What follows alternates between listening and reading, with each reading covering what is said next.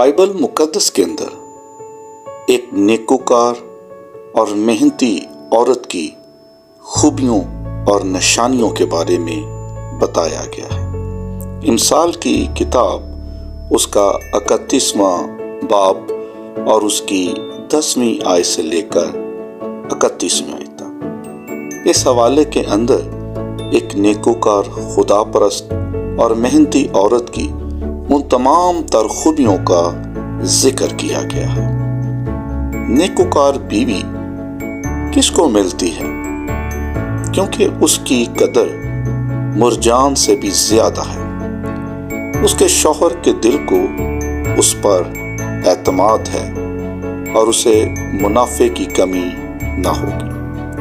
وہ اپنی عمر کے تمام ایام میں اس سے نیکی ہی کرے گی، بدی نہ کرے گی۔ وہ اون اور کتان ڈھونڈتی ہے اور خوشی کے ساتھ اپنے ہاتھوں سے کام کرتی ہے۔ وہ سوداگروں کے جہازوں کی مانند ہے۔ وہ اپنی خورش دور ہی سے لے آتی ہے۔ وہ رات ہی کو اٹھ بیٹھتی ہے اور اپنے گھرانے کو کھلاتی ہے۔ وہ اپنی لونڈیوں کو کام دیتی ہے۔ وہ کسی کھیت کی بابت سوچتی ہے اور اسے خرید لیتی ہے اور اپنے ہاتھوں کے نفع سے پاکستان یعنی کہ کھیت لگاتی ہے۔ وہ مضبوطی سے اپنی کمر باندھتی ہے۔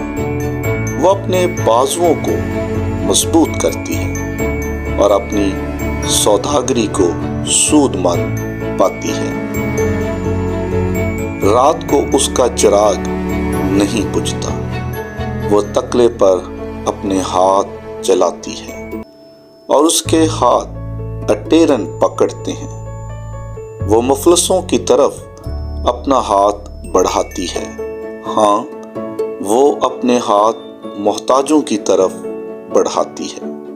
وہ اپنے گھرانے کے لیے برف سے نہیں ڈرتی، کیونکہ اس کے خاندان میں ہر ایک سرخ پوش ہے۔ وہ اپنے لیے نگارین بالا پوش بناتی ہے۔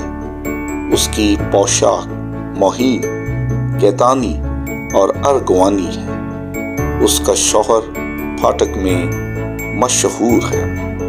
جب وہ ملک کے بزرگوں کے ساتھ بیٹھتا ہے، وہ مہین کتانی کپڑے بنا کر بیچتی ہے اور پٹکے سوداگروں کے حوالے کرتی ہے۔ عزت اور حرمت اس کی پوشاک ہے اور وہ آئندہ ایام پر ہنستی ہے۔ اس کے منہ سے حکمت کی باتیں نکلتی ہیں۔ اس کی زبان پر شفقت کی تعلیم ہے۔ وہ اپنے گھرانے پر بخوبی نگاہ رکھتی ہے۔ وہ کاہلی کی روٹی نہیں کھاتی۔ اس کے بیٹے اٹھتے ہیں اور اسے مبارک کہتے ہیں۔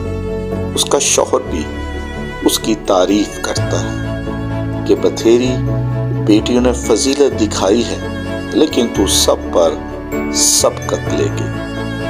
حسن، دھوکہ اور جمال بے ثبات ہے، لیکن وہ عورت جو خداوند سے ڈرتی ہے ستودہ ہوگی۔ اس کی محنت کا اجر اسے دو اور اس کے کاموں سے مجلس میں اس کی ستائش ہو۔ کاش ایسی اچھی اور قابل تعریف خوبیاں ہماری تمام مسیحی بیٹیوں میں بھی موجود ہو۔ آمین۔